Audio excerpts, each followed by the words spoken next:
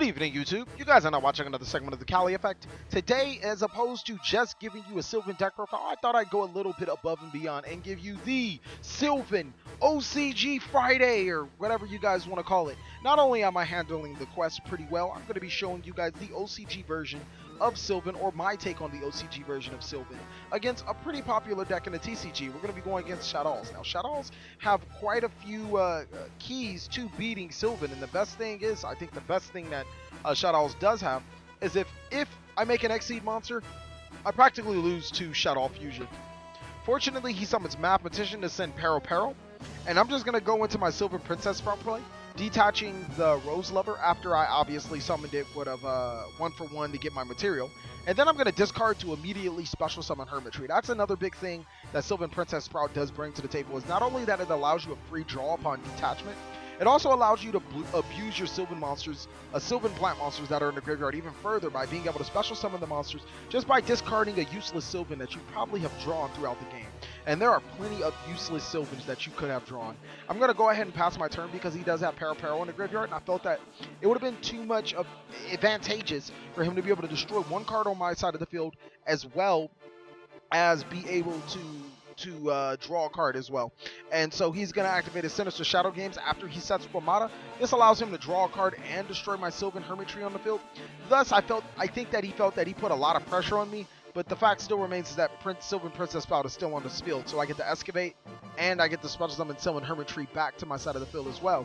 I don't necessarily need to normal summon right now because there was really not much to normal summon. We're going to go ahead and activate Princess Sprout's effect, and I think this is where the Cali effect kind of gets... Well, no, it doesn't matter because I activated Sylvan Sage Koya's effect as well. So as you guys see, I have a nice little swarm going on. We're going to go ahead and activate our effects, or are we just going to look through our extra deck Cali effect? I know you two good, so go ahead and give them the business. No, why'd you do that? You didn't normal summon. I don't think I needed to do that. Pretty sure I didn't normal summon. But anyways, we're going to activate Lone Fire Blossom's effect. Lone Fire Blossom, okay, I see, never mind. Maybe the Cali effect is going for game. Lone Fire Blossom actually should special summon the copy plant to the side of the field. It helps me not waste Sage Koya to my side of the field, as well as be a level 1 target for another Sylvan Princess Sprout. So we're going to go into Felgrand, and we're going to go into Divine Dragon Knight. See, Felgrand would activate its effect, detaching the Sage Koya, preventing Peril from destroying it, and I could have activated Miracle Fertilizers, but then I guess I did realize that the Red Ice Flare Metal Dragon would have inflicted damage, triggering the Peril, and it wouldn't have been too good for my Miracle Fertilizers. Furthermore, I also wanted to keep other cards on the board, but regardless, I feel that I still could have went for game, if not a lot more damage, would have put him in a more compromising position with Red Ice Flare Metal Dragon on the field. Consequently, if I ran another Felgrand, I could have made double Felgrand and the Red Ice Flare Metal Dragon.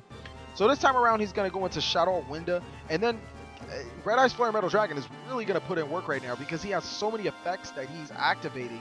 I just really took a chunk out of his life points, and every time that he does activate a flip effect of his Shadow monster, at resolution, if Red Ice Flare Metal Dragon is still on the field, then he's going to take 500 damage. And over time, it really builds up to be a very potent combo. Shadow Winda is on the field, allowing me to only special summon once.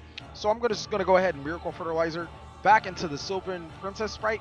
And that's just another amazing thing about Sylvan Princess Sprite, is that she doesn't necessarily have to have material on her to be able to activate her effect, which is just purely special summoning plant monsters from your graveyard.